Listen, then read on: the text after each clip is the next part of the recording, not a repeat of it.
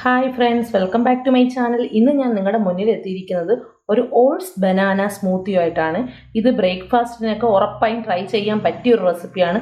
അപ്പോൾ എല്ലാവരും ഇത് ട്രൈ ചെയ്യണം. അപ്പോൾ നമുക്ക് വീഡിയോയിലേക്ക് പോകാം.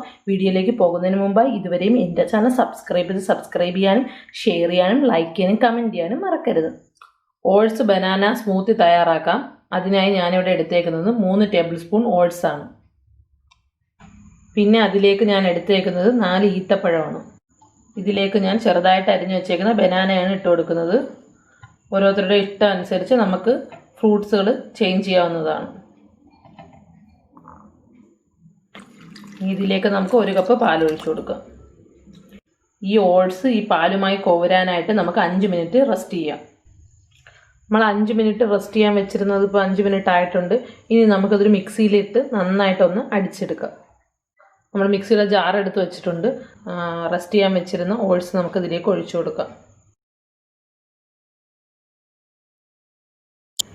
ഇനി നമുക്കിതൊന്ന് അടിച്ചെടുക്കാം. നമ്മുടെ സ്മൂത്തി അടിച്ചു കിട്ടിയിട്ടുണ്ട്, നന്നായിട്ട് അടിച്ചിട്ടുണ്ട്. ഇനി നമുക്കതൊരു സർവിങ് ഗ്ലാസ്സിലേക്ക് മാറ്റാം.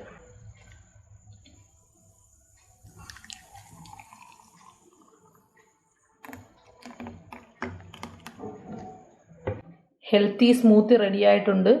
ഇത് ബനാനയും ഓട്സും ഒക്കെ ചേർന്നിരിക്കുന്നത് കൊണ്ട് നമുക്കിത് ഉറപ്പായും രാവിലെയൊക്കെ ബ്രേക്ക്ഫാസ്റ്റിന് പകരം പരീക്ഷിക്കാൻ പറ്റിയ ഒരു സ്മൂത്തിയാണ്.